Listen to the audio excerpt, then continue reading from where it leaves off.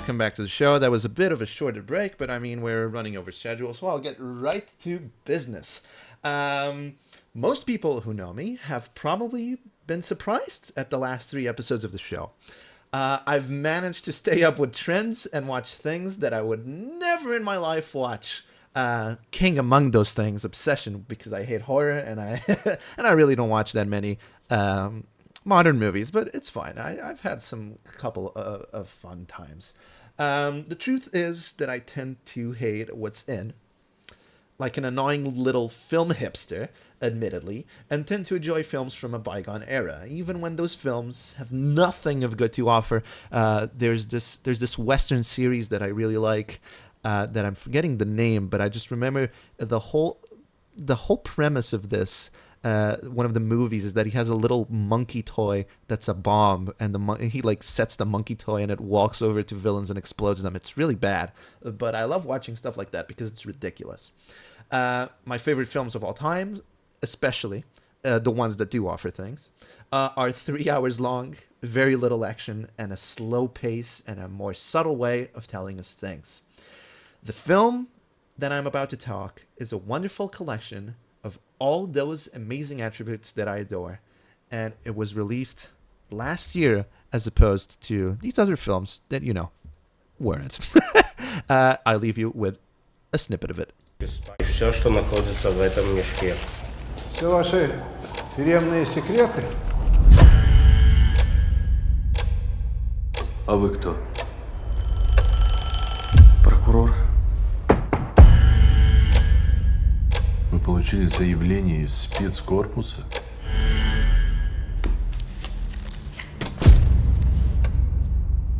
Я вас слушаю.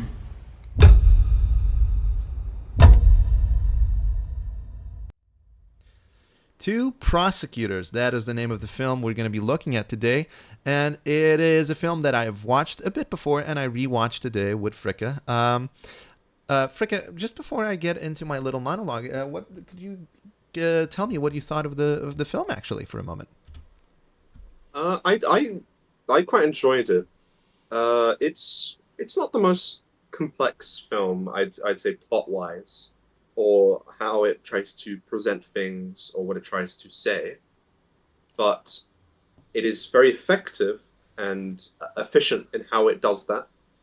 And what it tries to aim for, it achieves in stride. Yeah, I'd say that's a pretty good analysis, and one that we will see later that is not as agreed upon as you would think. Two Prosecutors is a tremendously quiet and slow movie that reminds you that the horror and oppression of tyranny is not just at the end of a bayonet, but also in offices and desks, and where the only risk of blood is a paper cut. It is a slow movie with very little violence. I would even say no violence at all. Wouldn't that be a fair statement to say? No, yeah. Most of the sort of the more aggressive and more threatening parts of the film are sort of just implied, and there's a lot of subtext in the dialogue and how people move, how people approach one another. Yeah, there's this fantastic bit of dialogue, in fact, that I was commenting with you after watching this film today, where one of the higher officers, a higher patent officer of the Soviet Union is talking to the main character, a lawyer, and he's talking about how one of the prisoners is diseased and that he can't visit him because he might contract the disease. And it's not entirely very obvious, but it's communicated if you're paying attention to it that he's not really talking about illness, but he's talking about anti-communist ideas. He's talking about treason to the party. That's the illness that he should avoid, and why he should avoid seeing him. But before I get into specifics like I am right now, because I'm just so excited to talk about this film, I really like it. This film takes the newly appointed party prosecutor Kornev, played by Russian actor Alexander Kuznetsov, who does an absolutely amazing bang-up job, and puts him in charge of investigating a complaint from a prisoner that claims that he has been wrongly imprisoned. What would be an otherwise normal activity for a prosecutor in a democratic country quickly is made evident to the viewer to be lethal. I mean, This is 1930s Russia. This is the height of the Stalinist purge. And why do I tell you this important fact? It's very simple. Because from the moment that the text in the first shot of the film shows up that says Stalinist Russia 1930s, height of the purge, all the tension is set. The tension for the rest of the movie is set. The viewer knows what's about to come. The viewer just doesn't know how it is going to come. Didn't you sort of get that feeling, Fricka, during the whole movie where this character is probably going to get arrested? I don't know how, I don't know when, and I don't know by who. It's very focused in how it tries to tell its story and what it is trying to tell. Especially, I'm getting into more technical side, but it's very focused, especially in how it portrays things. I'd say visually.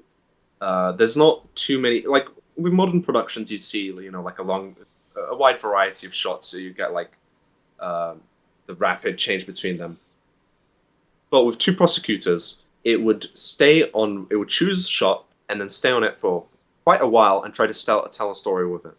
Yeah, which is something you don't see nowadays because the movie industry is so interested in keeping the attention of the viewer, right?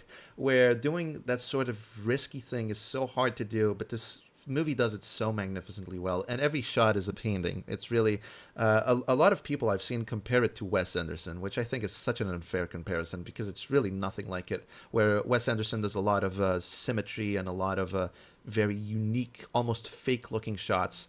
This actually does the opposite. The shots convey a sort of how slow time is, how everything is so slow. It's grimy, it's gray, everything looks very ugly, and I actually think it's such a bad comparison to Wes Anderson. But as you're saying, yeah, it's not afraid of letting the camera be still and of trusting its viewer to be patient, right? No, yeah, definitely. Yeah, you were gonna say?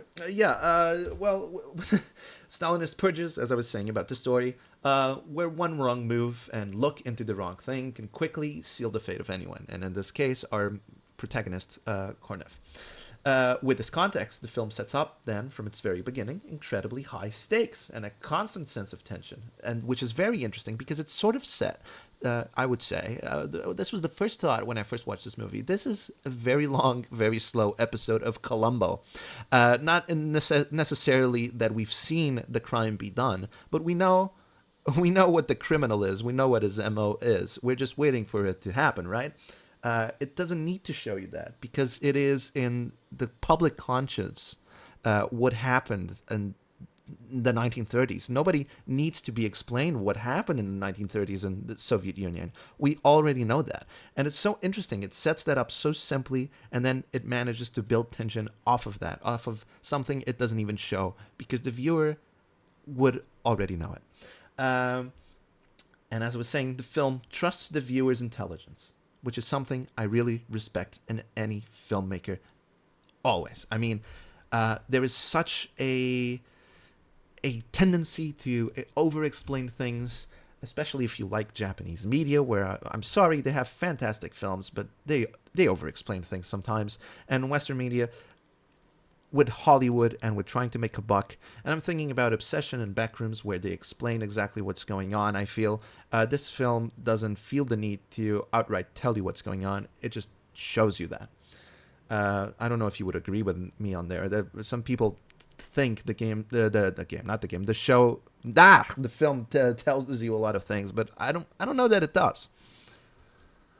No, yeah, there's been a big push, especially with streaming services, to sort of babyfy movies, because there's been a worry that cinema's on a downturn, and the only way to save it is to put it in line with the more attention focused society we're in, with short form content, and to make it so it's very very easy to keep track with a movie, and very easy to understand what is going on, and just you know, assume as if every single viewer is sort of having a movie in another tab, or like they're playing a game while watching it, or they have it in like YouTube Shorts or Instagram Reels. They don't they're not seeking to accomplish a story that you actually have to focus and draw inferences from it to sort of understand and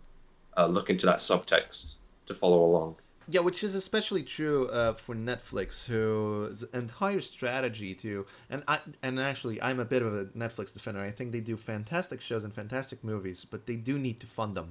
And one of the ways they do this is they do documentaries where everything is over-explained through audio, so you don't need to look at the television to be watching this documentary. Which is interesting in the way where they do business and are able to fund better movies, but it creates a sort of a habit, let's say, in the production company that is Netflix, that even if they try not to, will seep into other productions. Just to finish the plot, to get people who haven't watched the movie sort of able to discuss it with us, Kornev, our main character, then goes through an incredibly bureaucratic system that has the members try to persuade him to turn from trying to get to the truth of the matter, they try to get him to drop the investigation through intimidation, threat, and most prominently, forcing him to wait. We spend a lot of time waiting in this movie. I mean, most of the scenes are quite literally Kornev waiting for something to happen. He's sat down in a waiting room. He's standing, waiting for someone to open the door. It's very efficient in that way, and it's very beautiful the way they do it. And despite what some people say, I think it's very well done, and it gets the message across really well. Kornev gets to an office and must wait to speak to its official. He is then sent to more offices and must wait longer and longer. He climbs up the Soviet bureaucratic ladder to the highly coveted waiting room of the USSR's Attorney General, and is sent back with very little to show for it. I'm not going to spoil the movie, but there is something after that is quite interesting. The movie shows us Kornev in an interesting light as a sort of angel that walks among tempting devils. I mean, I don't know if you noticed this, Fricka, but he has no interest in sex. He's a virgin. Has no interest in food. Has no interest in alcohol. He doesn't even have interest in music. He is incorruptible because of that, because he has no desires. He's imbribable, and therefore a threat to the party in a position of power. Now, if you couldn't get from this description, Two Prosecutors is in fact a very slow movie. For a very good reason, I would say, because showing this bureaucratic process and how it tires you down and how it tries to stop you is what it's trying to do with its pace. It's trying to demonstrate how oppression can be done slowly and in ways that we don't realize are being done. Oppression is not always, as I said, at the tip of a bayonet, at the hilt of a sword. It is sometimes controlled even through the time that you have to spend doing things. Which is why I, knowing the average viewer of films, and every time I watch a film, I like getting opinions from the New York Times. If you've seen the show, I quote them a lot of times. I like getting from The Guardian. I like going to forums online, and I like going into, and this may be the end of me, Letterboxd, because I knew after watching this movie, the moment I would open Letterboxd, I would want to go to New York, get a plane there, so I could jump off the George Washington Bridge like Solid Snake in Metal Gear Solid 2, but instead of landing in a tanker and look cool as hell, I just go into the water and become yet another corpse in the Hudson River. Because these people, I can't with these people. Anything that is slow, they hate. They hate. And to prove you here, I have a fantastic review that I got from Letterboxd that I will proceed now to read. I don't know if you've read it yet or not, Fricka, but here it is, everyone. By Talking Rabbits, who gave it a 1 star, glacially slow to the point of self-parody, showing bureaucracy as one of the tools of oppression is absolutely valid, but making the portrayal of bureaucracy so butt-numbingly dull is not. We watch in real time as our protagonist spends several minutes working out which queue to stand in. This, to me, is a completely unfair, review of this. It is just completely unfair to me. First of all, because later on in the review, which I didn't put here, but he does say it. He says that this movie tends to tell, not show. And then in this part of the review, he says, we watch in real time as our protagonist spends several minutes working out which cue to stand in, which to me is very much showing and not telling. Fricka, can I get your opinion on this? I don't understand the implication that bureaucracy is not dull. Like, I'm pretty sure it is. And what it is trying to portray and how it is trying to portray is accurate. Yeah. And I don't understand them trying to say that they shouldn't have made it dull. They should have made it exciting. They should have made bureaucracy exciting. Have you lost your mind? Yeah, it's a bit ridiculous to me. It is. This review to me is just. It seems to me that they've completely lost their plot. This person, they just don't know what this movie is about. Doesn't know what the movie's trying to say. The same review says that the dialogue, is not good. That it's like very boring and very direct. Which I just don't understand how you could think this unless you miss what the dialogue is about. Because every piece of dialogue in this movie is full of double entendres, not to sexual jokes, but as usually this term means, but to, how Korneff, don't do this, you're going to get killed. Korneff, don't go there, you're going to get killed. Korneff, you're going to get arrested if you do this. You are going against the party. Tread carefully. Every single piece of dialogue. Even there's this moment in the film where in the Attorney General's office building where Korneff gets stopped by this guy who's absolutely like going crazy. He's like, he doesn't know where he is. He's sort of weird. And it's like, he's this weird guy and he pulls Korneff to him and sees if he's going to help him or lead him to the exit, which sort of implies there's sort of spies and he's being watched by people. There's this other moment where a very happy guy who he doesn't recognize tries to pretend that they were from the same class, and he's clearly pretending, and it's clearly sort of an NKVD spy. You can sort of tell that he is. So I don't understand. And they say this without saying anything. They communicate all of this without saying it directly, which is so interesting. So I'm wondering, is this film actually slow and is the dialogue actually poor, or do these people just not understand it? And my way to get to the bottom of that is to look at newspapers, as I said. And I went to The Guardian, and who gave it 5 stars, the Guardian journalist. And the title is so strong, I didn't even get the quote, but the title of the article is To Prosecutors, a petrifying portrait of Stalinist insurrection, which is such a strong way to put it, and it's, I feel, very accurate.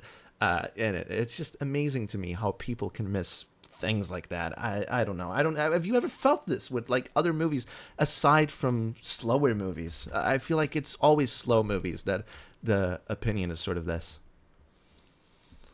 No, yeah, definitely. There have been so many cases, not just with movies, with most things that I like. You just go on, not just Letterboxd, you go on Twitter, you go on Discord, and you find the most bomb opinion ever that you think that you never imagine in a million years someone would have. And I do understand that it strokes different strokes for different people.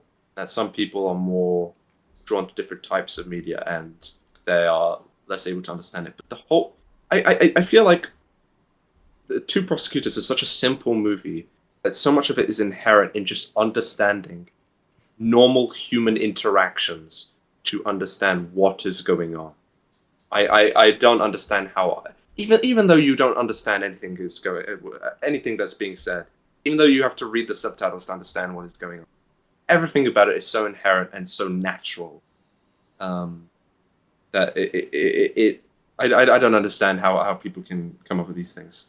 No, it's. I think it's a ridiculous notion to me that people even come up with these things. It's just a bit ridiculous to me. It's and 1 star review to this movie. I understand not liking personally not liking a movie. I understand that, but going. I think this is such a problem, and maybe we are to blame to this. But when I go on Letterboxd and I write reviews, which is not as often as I would like it to be, I usually write the positive reviews. I'm not big into writing negative reviews. I don't think it's my forte. I like writing positive things. And look at us too here, right? We have a whole review show, but we're putting so much effort to this. We actually have tried to have an audience, whereas Letterboxd sort of lives off of this hate of these things and lives off of getting audiences to go and write anything they want. It could be a guy who's watched 2 movies, right?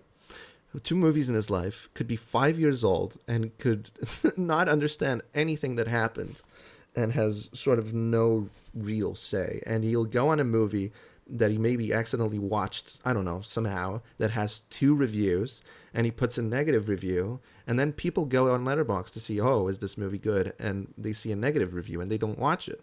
And I'm not saying this is inherently bad. I'm just saying it's interesting that we let that happen. Whereas, me personally, if I want to get a serious review, I go to a newspaper. I go to a movie like blog. I don't go to somewhere. I don't go to the open square. Let's put it that way, because even you guys that are listening to me, you could disagree with me. You could absolutely disagree with me. You should not be listening to me and thinking, oh, this movie must be really good because he said so, because that's just not how life works, right? And these harsh reviews like that, sometimes I feel like people should be, considering what they're saying a bit more before they post it and whatnot. Because I don't think this review is at all reasonable. I don't think it's reasonable at all. And I don't know. Yeah, I don't know. I mean, you post a lot of stuff on the video game site that has reviews. Backlogged. But a lot of it is sort of. It's the same thing with Letterboxd. Sort of just screaming into the void, and a lot of people are not going to hear what you say. But it's sometimes it can be very annoying. But. Yeah, but an interesting thing with Backlogged is when you go onto someone's page and to someone's review, I believe it says how many games they've played, right? Yes. And you can very easily see what games they like and don't like, which is interesting because then you can see, oh, they like this game that I don't like. Maybe this opinion isn't really for me. Or, oh, this person's played like 2 games. Maybe they don't really know the intricacies of a game so well, which doesn't happen with Letterboxd as far as I'm aware. I mean, Letterboxd is a terrible app, frankly. It works so bad, and it's so annoying sometimes. I mean, you can't change your profile picture on mobile for some reason. You got to log into desktop. What? Yeah, it's ridiculous. But for some reason, and getting to see how many movies someone's watched, what are their favorite movies, what are their 5 stars, you got to go through so many pages. Such a hard information to get, I always feel. But yeah, it's just, I feel like audiences is the problem here sometimes. Sometimes it's not movies that are bad. Movies like this that try to do something different, something slower, are constantly throwing tomatoes in the public square. And it just saddens me. And it's a bit ridiculous. I'm sorry, I'm a bit lost here, but I get so agitated. What I'm saying is, my point with all of this is that sometimes viewers, and I don't want to be mean, but sometimes viewers are simply, more excited about big explosions, obvious criticisms of society, and in some decades of our media industry, so much patriotism, right? Remember, after 9/11, it was a bunch of patriot movies, and during World War II. This is not a new thing. I mean, after all, you look at something like Broadway in the 30s, and you'll find the same sort of problem. I mean, it's ridiculous. You'll find the same sort of problem. Fantastic and timeless plays, done by fantastic and timeless playwrights that may be popular at the moment, will always be less popular with audiences than easygoing, ultra patriotic, and surface level plays. One play that occurs to me like this is Oklahoma, do you know Oklahoma? Have you ever heard of this? No. Oklahoma is a little musical from the 30s or 40s, I forget now, that is about a bunch of cowboys in Oklahoma that are going there to like make a farm. That's basically about that. It's ultra American, and it's ultra easy, and has very little to say and very little dramatic irony. And this little play that was on Broadway and was so big on Broadway is exactly the manifestation of the problem that I am saying right now, and that is echoed word to word by the main character of this next movie.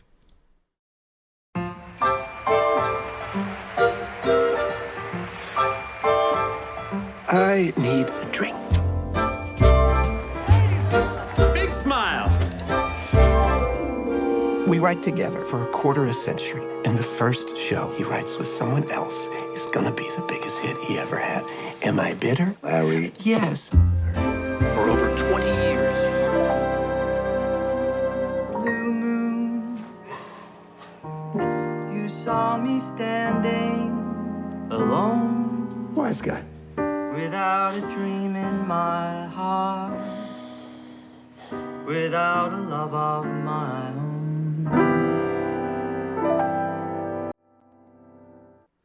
Now, that was a bit of a snippet from the trailer of Blue Moon, which released last year and went mostly unnoticed by most critics and whatnot, which I think is such a shame because it's a very good movie in my opinion, and it's one of those movies where it's more like a play, and I love those sort of movies, My Dinner with Andre and the such, and I love movies like that. It's mostly dialogue. It's very similar to Prosecutors, and I think I put these two because they are evidence of there still being this artists that want to make slower, less explosive movies that speak to audiences, but they know that audiences don't want that, and Blue Moon is exactly about that. I'll explain the plot to you.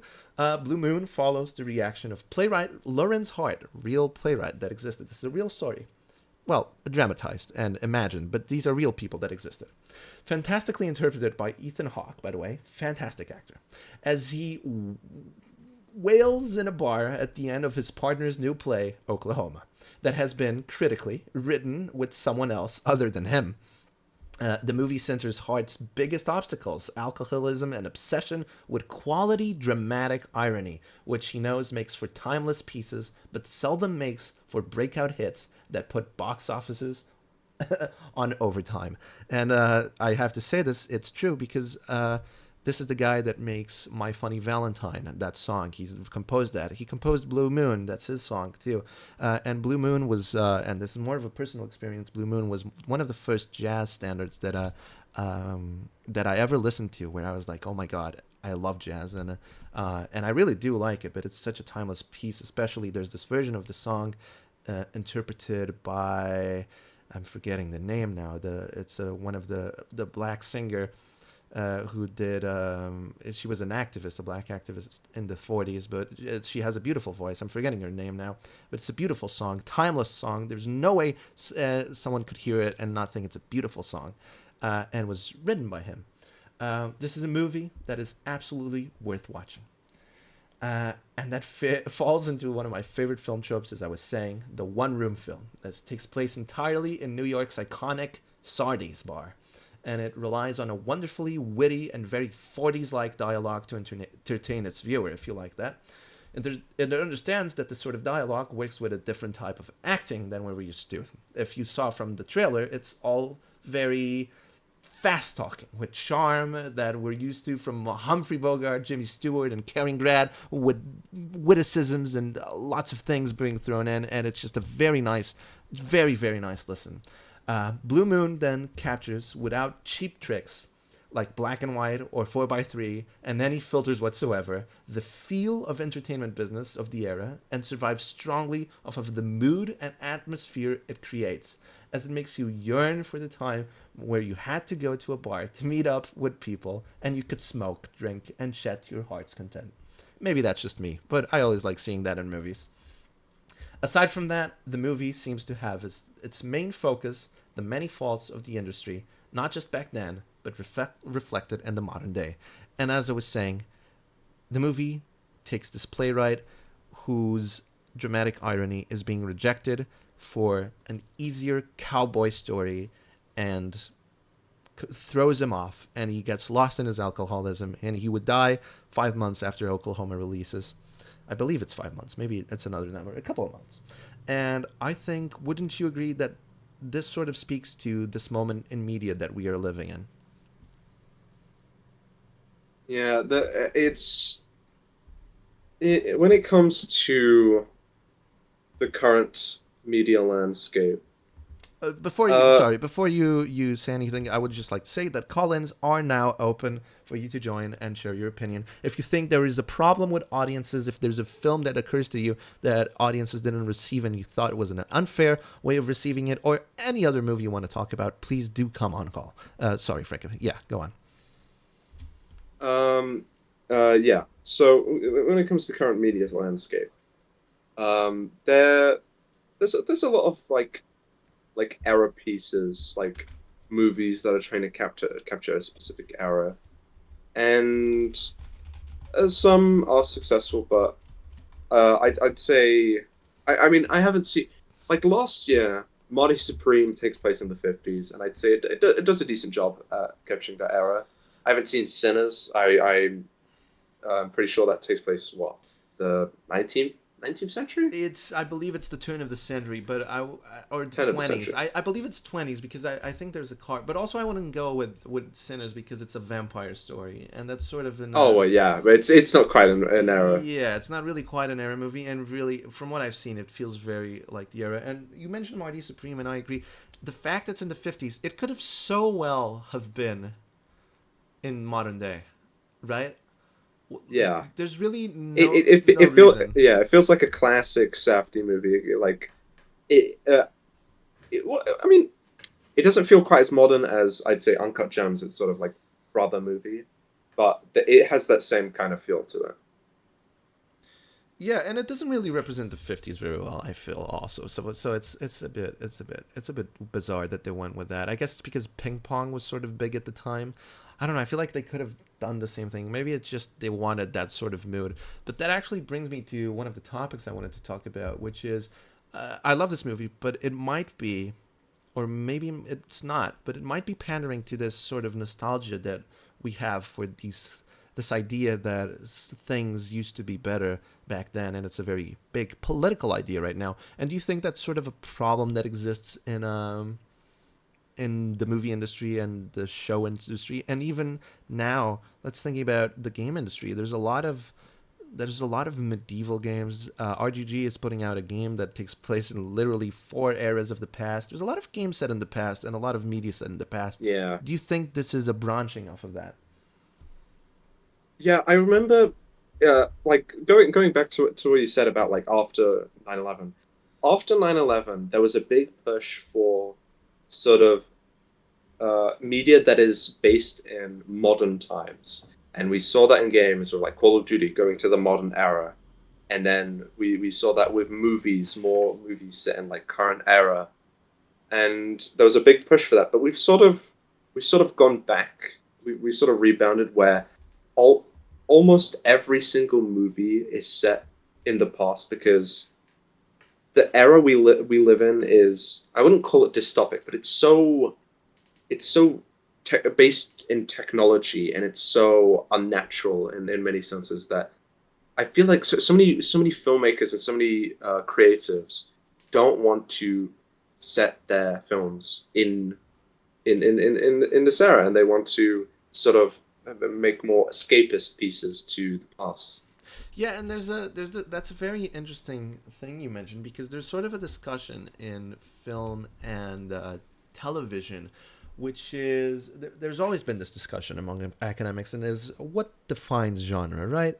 And genre is a very fickle thing, because it's defined by movies that existed before. So it's sort of an Ouroboros where it eats its tail. And there's this very discussion going on now about sci-fi, where you look at shows that used to be called sci-fi, and you don't think that can be done anymore because it's become somehow very true to our reality. I mean, most every artificial intelligence film that exists, like from before the 2010s, there is some sort of argument, and some academics make it this argument that they shouldn't be called sci-fi anymore because that sort of implies that it is a fiction when it really isn't a fiction anymore. This is the reality we're living in. And do you think that has to do with it? Do you think it's some sort of escapism from this bleak sort of technologically dependent reality that we live in? No, especially with AI now. I feel like if a movie was to be set in current day, there's something much more compelling about making something that is more like a near future dystopic, because there's so much potential in AI. There's so much potential in technology, in the negative sense that there's an interest in either making something that's set in the future based on our reality, as opposed to setting it in modern day, unless it's kind of sort of removed. There are a couple things, like I found it so weird that there's very few like shows and very few movies that, off the top of my head, that sort of touch on the pandemic or have it set like partially in the pandemic. There's very few, like The Bear or what's the name? Industry. That's the one. Oh, I didn't know Industry went through the pandemic. It is set in the modern. It's set in current day, even though it may not. Industry very much set in the modern day because each season is focusing on like the different issues of the current era. There's a lot on like stuff to do with, like, they have their own version of like OnlyFans in that in the most recent season of Industry. But yeah. No, that's interesting. I think because it's going to be such a footnote, because you think of the influenza, right? The influenza flu in 1919 and during World War I, and it was such a footnote because World War I was happening, and I feel like it's going to be the same thing. It's going to be such a footnote because all this AI stuff is happening and all that stuff with technology. But actually, that sort of reminds me. Would you have sex with the robots? What? They do that in movies sometimes. I was wondering, what do we think of that, like, ethically? Ethically? I mean, okay. Let's. We've gone off the deep end. No, yeah, there was a little. No. You committed. We're going to the company now. Yeah. Okay. Yeah. Would you? Okay. So if a movie right now comes out and there's a fucking AI brothel, right? Well, is it then the right of the filmmaker to demonstrate how off the deep end society and that universe has gone? Would it be right to show them having like just a graphic scene of them having sex with a robot? What I will say is, because AI is so dependent on almost like our industry right now and culture as a whole, AI is so dependent on sort of sucking up like interesting elements of the past and different pieces of information and knowledge that we've gathered. I feel this is why are we the issue with robots is maybe if AI is the way it is, are those robots gonna have the same identity like stripped off from other people? Like, if you go to an AI brothel and they have the same face as like a celebrity, that is not ethical. No, that's not ethical. But that's really not ethical. I think we should. I think the answer is no. Good job, guys. We did it. We did it. Oh my shit! Sorry, I don't know what that was. But as I was saying, I'm missing a wheel on my chair. Don't worry about it. No, that's just not ideal. But going back to Blue Moon, I mean, it is a beautiful movie. And it's and it's such a The issue of robots. no, I had to change that. It's it's such a beautiful movie, and so little people watched it, and made so little ripples. And one of the problems I feel like why no one heard of it is it wasn't nominated for an Oscar. An Oscar? Nobody says that word like that. Anyway, for an Oscar, and I think that's such an issue that so many people I talk with, hey, did you watch this movie? And they'll go no, and then you ask any of the Oscar movies, and it's like, yeah. Two Prosecutors was in Cannes. It was in the Cannes Festival, which is the most highly regarded, still nowadays, festival in the world. When did it stop mattering? I don't understand. Is it not absolutely... Again, I think...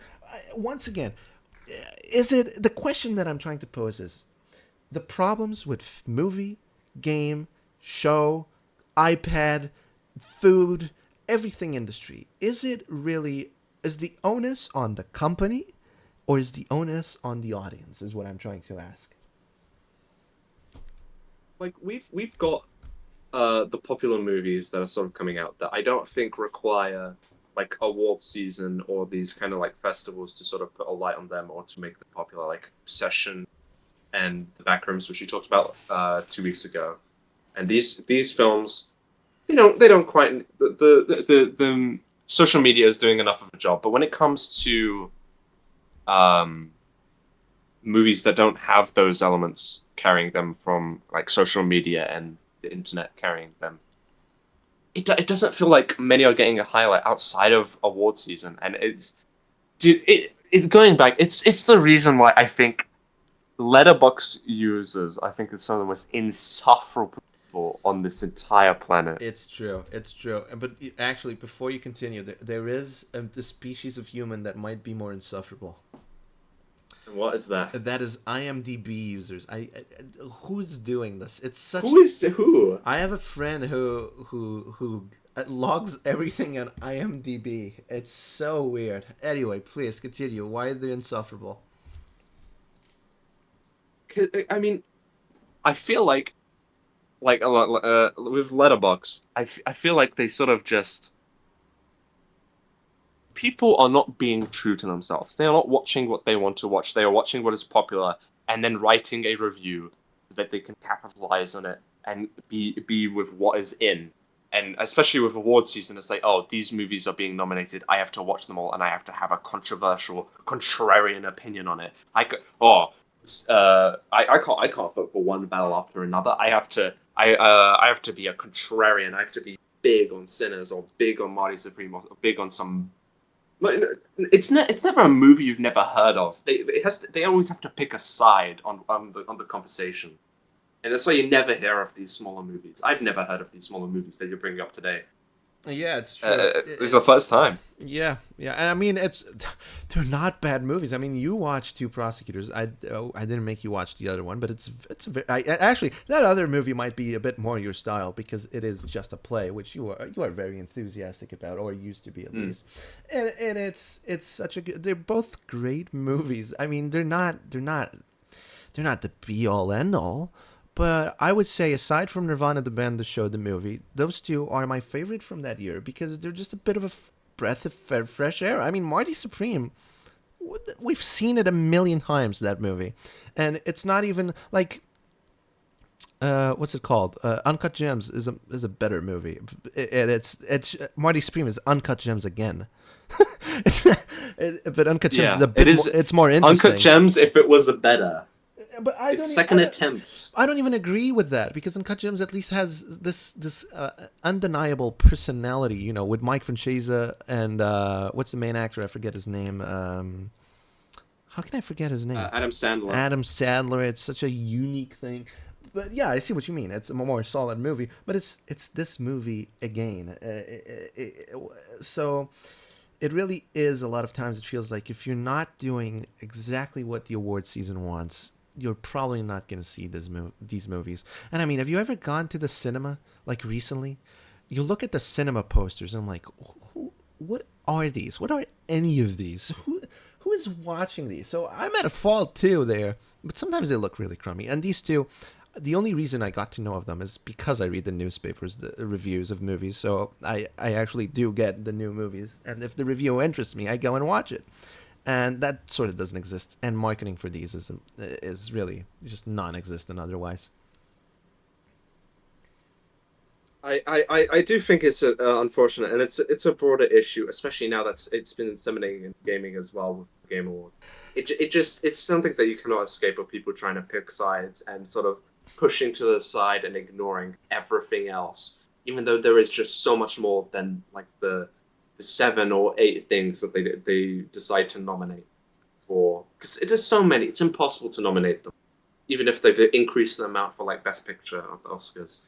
Yeah, and it's not, I mean, with the Game Awards, it's even worse because they're like racist.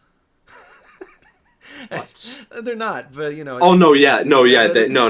Like yeah. Japanese games, never. Yeah, it's From Software, maybe Nintendo, and that's it. That's all you're getting from. Yeah, which we've talked, and I mean the Oscars is the same thing. At least a Brazilian movie won. Did it win the Brazilian movie? I forget. But they're getting nominated more often, these Brazilian movies. That's good. Russian movies. I've never seen a Russian movie in the Oscars, so that is what it is. European. Oh god, that reminded me. It's really silly. Like you know at the Grammys, Bad Bunny won like Best Album, and it was like a huge moment. Yeah. Immediately afterwards, do you know what they did? They added a Best Latin Album to the Grammys. So now they're gonna segregate it. They're gonna section off these poor guys. Oh my god. The idea that Latin and foreign is a different movie category. It's like the animation people. You know, their big fight with the Oscars, because animation movies are never going to win Best Oscar because, you know, they have the best animation movie. So how would it ever win? It's a ridiculous notion that these different types of things. I mean, it's lobbying and whatnot. It is what it is.